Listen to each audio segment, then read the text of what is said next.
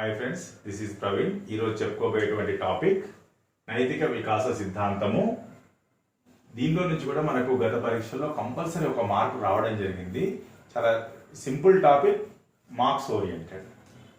మరి దీన్ని ఎలా చదువుతామంటే, ముందుగా నైతిక వికాస సిద్ధాంతం అంటే చెప్పుకుంటాము. ఇందులో మరి 6 దశలు లేదా 3 స్థాయిలు ఉంటాయి. ఒక వ్యక్తి ఏ స్థాయిలో ఏ దశలో ఉన్నాడు అని చెప్పడానికి మనము ఓన్లీ సింగిల్ ఎగ్జాంపుల్తో చెప్పుకుంటాం. ముందుగా ఇందులో కీవర్డ్స్ కొన్ని చూద్దాము. లారెన్స్ కోల్బర్గ్ అమెరికాకు చెందినటువంటి శాస్త్రవేత్త.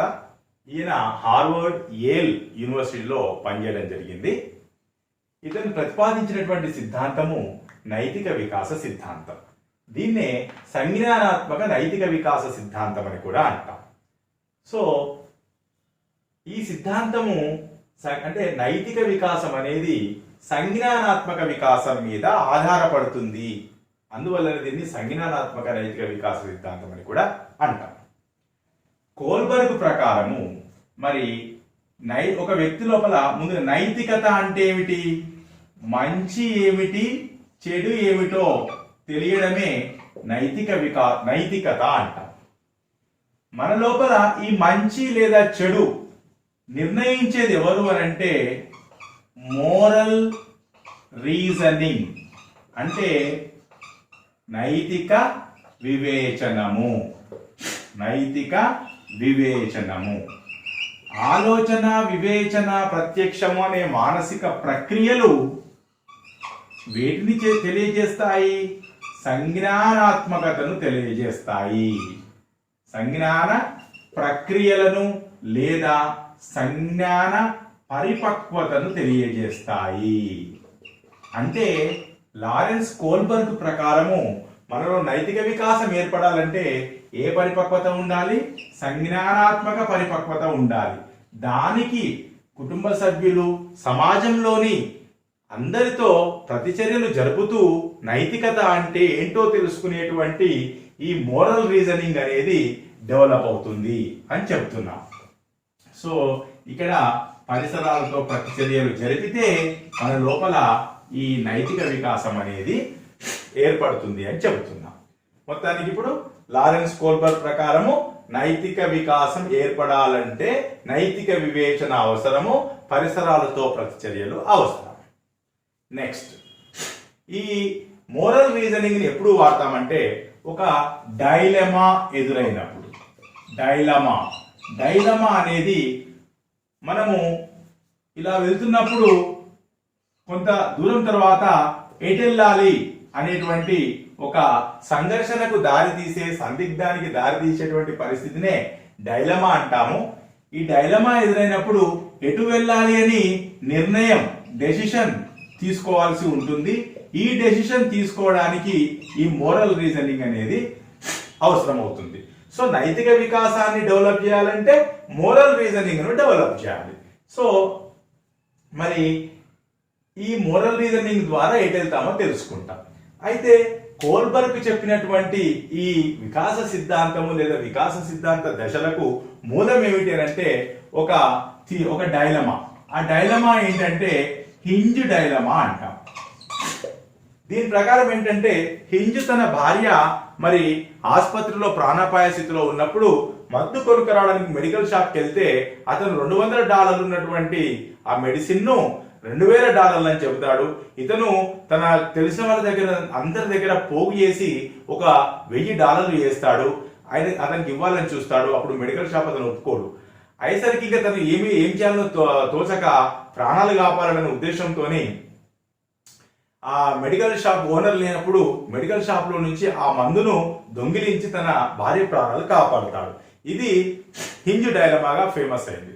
దీని ప్రకారము అతను మన కోల్బర్గ్ కొన్ని క్వశ్చన్స్ తయారు చేస్తాడు.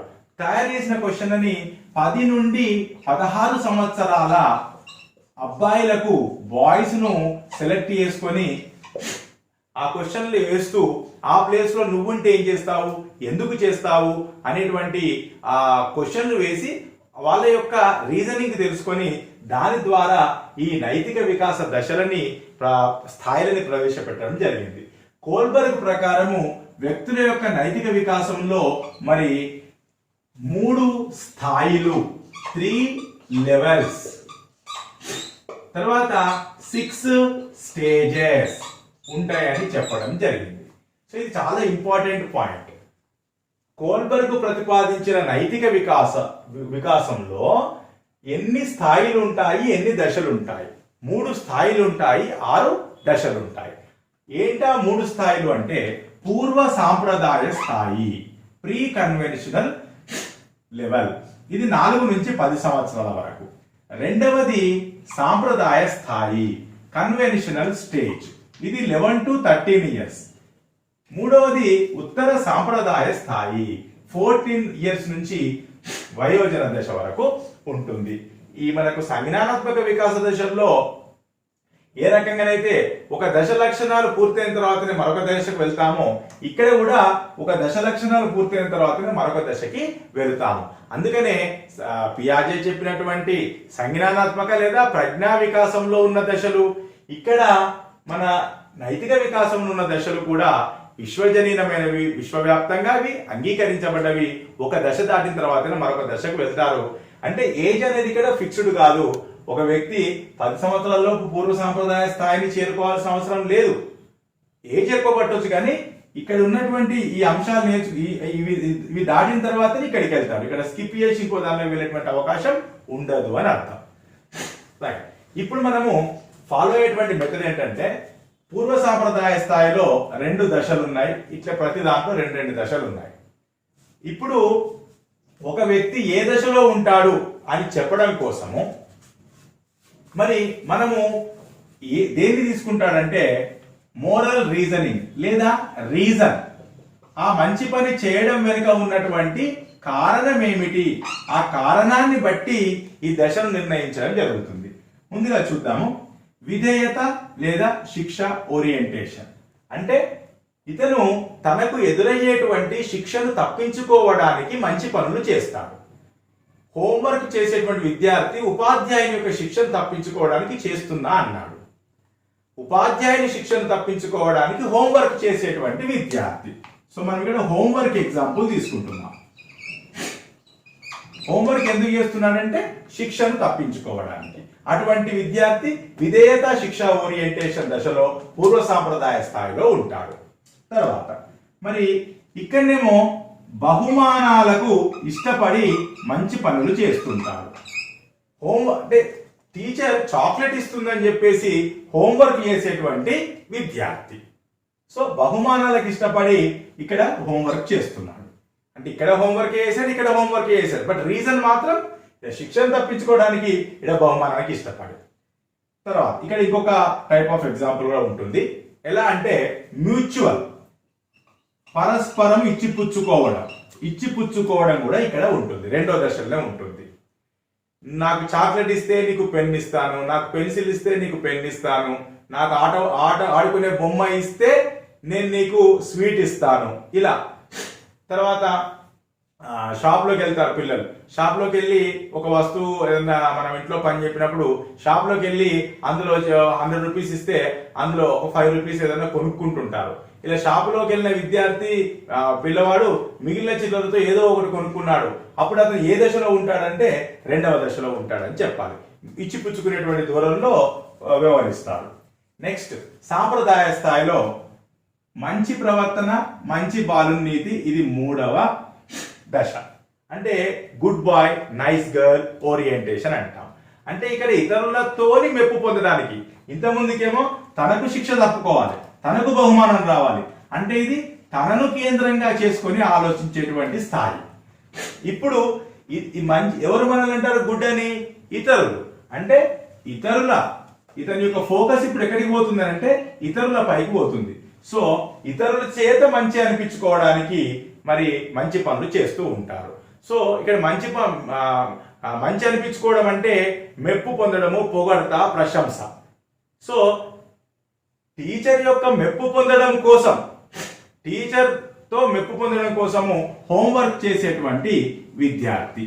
సో అతను 3వ దశకు వస్తాడు, మూడవ దశకు చెందుతాడు. తల్లిదండ్రుల మెప్పు కోసం కష్టపడి చదివేటువంటి విద్యార్థి. సో అతను మూడవ దశకు వస్తాడు. నెక్స్ట్ ఇక్కడ రూల్స్ ను పాటించేటువంటి దశ. సమాజంలో రూల్స్ ఉంటాయి. సరి అయిన ప్రవర్తన, అధికారము, సాంఘిక క్రమ నిర్వహణ, సోషల్ ఆర్డర్ అన్నమాట. సో అధికారము, అథారిటీని గౌరవించడము అంటే పెద్దల్ని గౌరవించడము, తర్వాత ఆఫీస్లో మన బాసెస్ ని గౌరవించడము, సాంఘిక క్రమ నిర్వహణ సోషల్ ఆర్డర్ అంటే మనం రూల్స్ పాటిస్తేనే, ట్రాఫిక్ రూల్స్ ఉంటాయి, ఆ ట్రాఫిక్ రూల్స్ ను పాటించడము. తర్వాత రూల్స్ ఉన్నాయి కాబట్టి rules are rules for all అన్నట్టుగా వ్యవహరిస్తాడు. సో రూల్స్ ని తూచా తప్పకుండా పాటించేటువంటి వ్యక్తులు ఈ 4వ దశ కిందికి వస్తారు. ఎందుకు పాటిస్తారు అంటే రూల్స్ పెట్టుకున్నదే మనం అందరం కూడా ఒక క్రమ పద్ధతిలో ఉండడానికి, క్రమశిక్షణ కలిగి ఉండడానికి. సో మనం గనక తప్పితే అందరూ తప్పుతారు, అప్పుడు అందరికి డిస్టర్బెన్స్ అవుతుంది. ఆ డిస్టర్బెన్స్ కాకుండా ఉండడానికే ఈ రూల్స్ పెట్టుకున్నాం. రెడ్ లైట్ రాగానే నేను ఒక్కడిని దాటితే అందరూ దాటుతారు, అందరికి ఒకరి వల్ల ఒకరికి ఇబ్బంది అవుతుంది, కాబట్టి దాటకూడదు, అందుకనే రూల్ పెట్టారు. అంటే ఇవంతా అవసరం లేదు, మనకి రూల్ ఉన్నది కాబట్టి పాటించేటువంటి విద్యార్థి. హోంవర్క్ చేయడము బడి నియమం కాబట్టి హోంవర్క్ చేస్తున్నాడు. సో బడి నియమాల ప్రకారం ఒక విద్యార్థి హోంవర్క్ చేస్తున్నాడు, లేదా బడి నియమాలను పాటిస్తున్నాడు, లేదా ట్రాఫిక్ నియమాలను పాటిస్తున్నాడు, లేదా ఆఫీస్ నియమాలని పాటిస్తున్నాడు. సో నియమాలను పాటిస్తే అది 4వ దశ. సరి అయిన ప్రవర్తన, అధికారము అంటే సరి అయిన ప్రవర్తన టువార్డ్స్ ఏంటి, అధికారం అంటే పెద్దల్ని గౌరవిస్తాడు, సాంఘిక క్రమ నిర్వహణ అంటే రూల్స్ ని పాటిస్తాడు. ఇక్కడికి వచ్చే వరకు ఈ రూల్స్ ఉత్తర సాంప్రదాయ స్థాయిలో 5వ దశలో ఒప్పందాలు అంటే రూల్స్, వ్యక్తిగత హక్కులు. రూల్స్ ని ఏంటనంటే వ్యక్తుల గురించే రూల్స్ పెట్టారు. ఆ వ్యక్తుల యొక్క హక్కులు కనుక భంగం కలిగితే, వ్యక్తులకు మంచి జరుగుతుందని భావిస్తే ఇప్పుడు రూల్స్ ని మార్చుకోవచ్చు. ఇక్కడేమో రూల్స్ ఫిక్స్డ్, ఇక్కడేమో రూల్స్ ఫ్లెక్సిబుల్ గా ఉంటాయి. రూల్స్ పెట్టుకున్నదే మన కోసం కాబట్టి అవిటిని అవసరమైతే మార్చుకుందాం. ఎప్పుడు ఎక్కువ మంది అంగీకరించాలి, ప్రజాస్వామికంగా అంగీకరించబడిన చట్టనీతి. 5వది ఏంటంటే ఒప్పందాలు, వ్యక్తిగత హక్కులు ప్రజాస్వామికంగా అంగీకరించబడిన చట్టనీతి. అంటే ఈ రూల్స్ అనేటువంటి వాటిని ఎక్కువ మంది ఆమోదించినప్పుడు మనకు కాలానుగుణంగా మారుతూ ఉంటాయి. అంటే ఇక్కడ చెప్పేటువంటి రూల్స్ అనేటివి ఏంటంటే కాలానుగుణంగా మారుతుంటాయి. అలా మారాలి ఎప్పుడు ఎక్కువ మంది ఒప్పుకున్నప్పుడు. అంటే సంఘంలో ఎన్నో నియమాలు ఉంటాయి. ఒకప్పుడు మనకు బాల్య వివాహాలు ఉండేటివి, సో అవన్నీ పోయినాయి. ఎవరి వల్ల పోతాయి అవి? అలా సంస్కరణవాదుల వల్ల. రూల్స్ మార్చాలి అని చెప్పేటువంటి వాళ్ళు, రూల్స్ లో లోపాన్ని వెతికి ఆ లోపాన్ని సవరించేటువంటి వాళ్ళు సంఘ సంస్కర్తలు. అదేవిధంగా మనకి సహాయ నిరాకరణోద్యమం చేశారు స్వాతంత్రోద్యమ సమయంలో. అప్పుడు ఉన్నటువంటి ప్రభుత్వం బ్రిటిష్ ప్రభుత్వం. అప్పుడు కొన్ని చట్టాలు చేసేది, ఆ చట్టాలకు వ్యతిరేకంగా ఎక్కువ మంది పోరాడి ఆ చట్టాలను తొలగించేటట్టుగా ప్రయత్నం చేసేది. సో ఇక్కడ మనము అంటే మనుషులు పెట్టుకున్నటువంటి ఈ చట్టాలను మనము అవసరమైనప్పుడు మార్చుకోవాలని చెప్పే వాళ్ళు ఈ దశలో ఉంటారు. మామూలుగా సూసైడ్ అనేది నేరం, కానీ మెర్సీ కిల్లింగ్ లో అనుక్షణం బాధపడేటువంటి వ్యక్తికి అవకాశం ఇవ్వచ్చు అని చెప్తారు. అంటే రూల్స్ లో కొన్ని సందర్భాల్లో అది వ్యక్తుల యొక్క హక్కులకు భంగం కలగనప్పుడు అవిటిని మార్చొచ్చు అని భావించేటువంటి వాళ్ళు, రైట్? సో ఈ దశలో ఉంటారు. తర్వాత ఇక్కడ ఏంటంటే వ్యక్తిగత సూత్రాలు, అంతరాత్మ నీతి. చూడండి ఇక్కడ మనం హోంవర్క్ ఎగ్జాంపుల్ ఏంటంటే అందరు విద్యార్థులు కలిసి, ఎందుకంటే ఇది ప్రజాస్వామికంగా ఉండాలి. సో అందరు విద్యార్థులు కలిసి మాకు ఇంత హోంవర్క్ ఇవ్వకూడదు, మాకు రోజు గంట సేపే హోంవర్క్ ఇవ్వండి, మాకు 4 గంటల హోంవర్క్ ఇవ్వకూడదు అని చెప్పేసి విద్యార్థులంతా కూడా అడిగితే వాళ్ళంతా ఏ దశలో ఉన్నట్టు అంటే 5వ దశలో ఉన్నట్టు. ఇప్పుడు చూడండి ఇక్కడ రూలు ఉన్నది, మేమేం రూల్ ఓవర్టేక్ చేయట్లేదు, కానీ ఆ రూల్ను తీసేయండి, రూల్ని మార్చండి. అవునా? ఇక్కడ రూల్స్ అనేవి ఫిక్స్డ్ కాదు అనేటువంటి ఆలోచన ధోరణి ఉన్న వాళ్ళు ఈ 5వ దశలోకి వస్తారు. రూల్ని ఇక్కడ బ్రేక్ చెయ్యరు, ఎక్కువ మంది ఒప్పుకుంటున్నారు కాబట్టి రూల్ను మార్చొచ్చు అంటారు, అంతే. ఇప్పుడు ఇక్కడికి వచ్చే వరకు ఇంకా వ్యక్తిగత సూత్రాలు, అంతరాత్మ నీతి.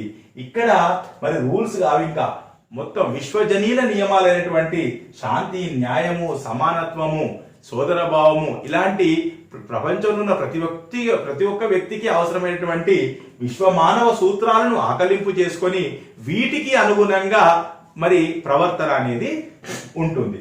అంటే వీళ్ళ యొక్క నిర్ణయాలు ఎలా అంటే విశ్వజనీన సూత్రాలకు లోబడి వీళ్ళ యొక్క అంతరాత్మ ప్రబోధం మేరకు వీళ్ళ యొక్క వీళ్ళ యొక్క వ్యక్తిగత సూత్రాలు అంటే ఈ అతను ఫిక్స్ అయిన దానికి కట్టుబడి నిర్ణయాలు తీసుకుంటూ ఉంటారు.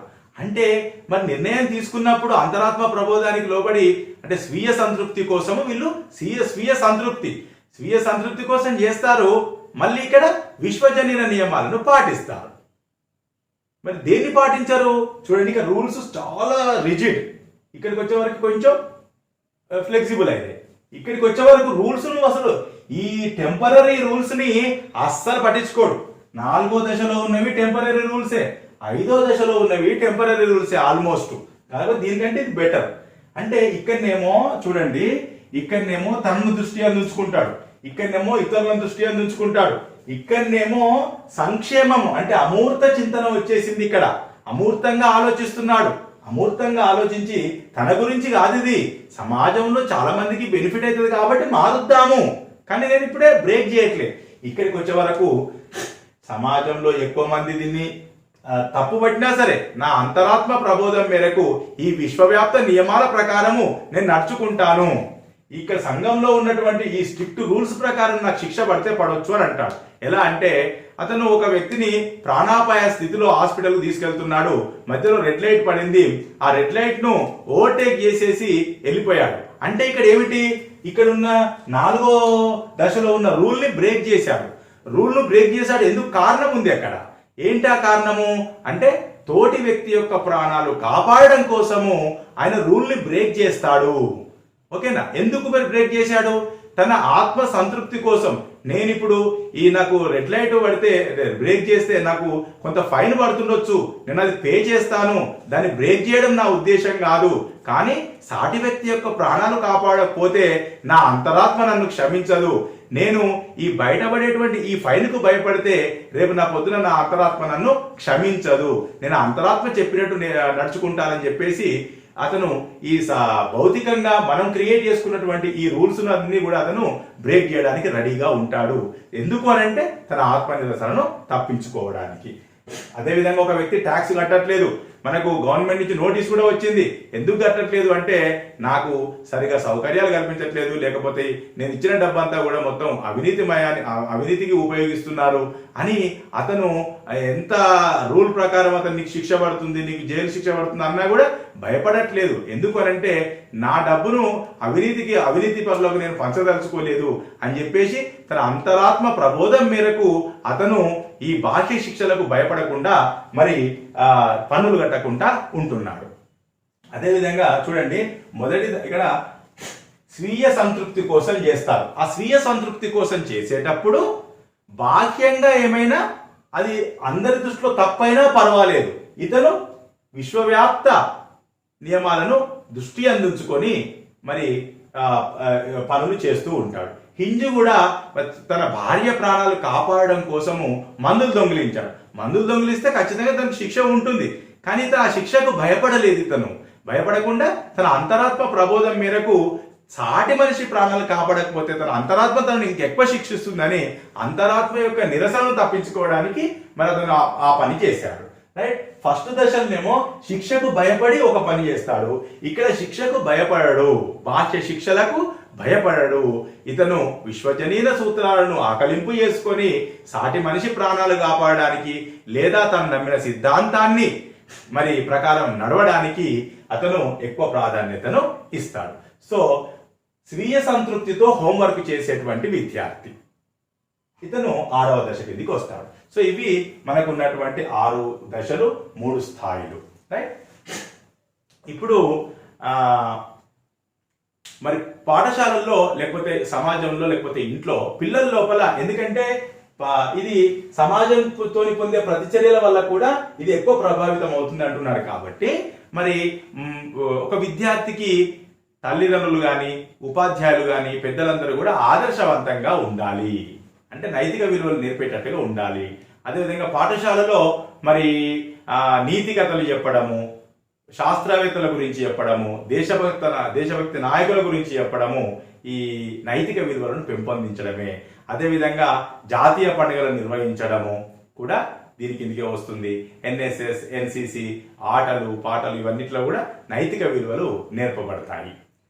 ఇంకా మనకు ఈ నైతిక వికాసం ఏర్పడాలంటే సిగ్మండ్ ఫ్రాయిడ్ ప్రకారం మనకు అధ్యహము మనతోని మంచి పని చేయించేటువంటి అధ్యహము లేదా సూపర్ ఈగో అనేటువంటిది ప్రాధాన్యత వహిస్తుంది అని చెప్తున్నాం. తర్వాత మరి ఈ మన నైతిక వికాస సిద్ధాంతంలో కొన్ని లోపాలు కూడా ఉన్నాయి. ఏంటంటే అవి ఇతను చేసినటువంటి ప్రయోగము కేవలం 10 నుంచి 16 సంవత్సరాల బాయ్స్ ను మాత్రమే తీసుకున్నాడు, అమ్మాయిలను తీసుకోలేదు. మరి అమ్మాయిలో నైతికత అబ్బాయిలో నైతికత ఒకటే రకంగా ఉంటుందని మనం ఎలా చెప్పగలుగుతాము అని చెప్పేసి గిల్లిగాన్ అనేటువంటి శాస్త్రవేత్త దీన్ని పాయింట్అవుట్ చేయడం జరిగింది. గిల్లిగాన్. అదేవిధంగా ఇతను ఓన్లీ అమెరికాలో ఉన్నటువంటి ఉన్నత కుటుంబాల మీద మాత్రమే పరిశోధన చేయడం జరిగింది. సో ఇది ప్రపంచవ్యాప్తంగా అంటే శాంపుల్ని తప్పు పడుతున్నాం మనం, రైట్? సో ఇక్కడతో మనకు ఇది కంప్లీట్. సో ఇక్కడ ఫైనల్గా ఒకసారి క్విక్ రివిజన్ చూడండి. శిక్షకు భయపడి బహుమానానికి ఇష్టపడి లేదా పరస్పరం ఇచ్చిపుచ్చుకోవడం, ఇతరుల మెప్పు పొందడానికి, నెక్స్ట్ రూల్ కాబట్టి పాటించడానికి. రూల్ అయినా కూడా అది అందరికీ నచ్చకపోతే దాన్ని మార్చాలని చెబుతారు.